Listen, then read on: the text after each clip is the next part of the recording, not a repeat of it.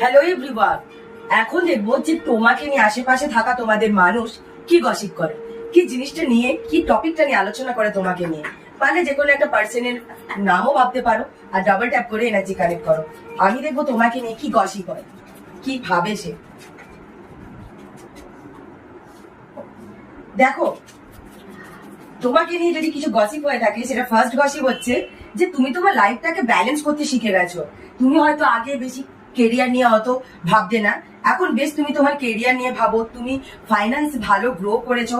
And তুমি আগে যেটা ছিলে যে তুমি সহজেই সবার কথা বিশ্বাস করে নিতে অ্যান্ড ইম্যাচিউরের মতন অ্যাকশন নিতে, বাট এখন তুমি খুব ম্যাচিউর হয়ে গেছো অ্যান্ড প্রতিটা অ্যাকশন যেটা নাও খুব ভেবে চিন্তে নাও। এখন এটা নিয়েই খুব গসিপ চলছে। সবাই ভাবতো যে তুমি লাইফে কিছু গ্রো করতে পারবে না, তুমি সবসময় তুমি একটা মন খারাপে বা তুমি ডিপ্রেশনের মধ্যে দিয়ে সারা লাইফটা কাটিয়ে দেবে অ্যান্ড ভুলভাল ডিসিশন নিয়ে। বাট তুমি যে আগে যেটা ছিলে এখন সেটা নেই, অ্যান্ড এখন তো চেঞ্জ হয়ে গেছে। এখন তুমি তোমার লাইফের প্রতি, তোমার কেরিয়ারের প্রতি তুমি যে এতটা ফোকাস অ্যান্ড তুমি এতটা সিরিয়াস, এটা নিয়ে কিন্তু অনেকে তোমাকে নিয়ে জ্বলন, মানে জাস্ট জেলাসি ফিল, যেটা জ্বলন যেটা সেটা হয় আর গসিপ হয়।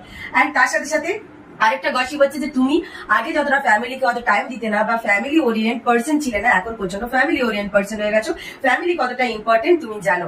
ইম্যাচিউর ডিসিশন নাও না এখন, এখন যেটাই নাও খুব ম্যাচিউরের সাথে ডিসিশন নাও।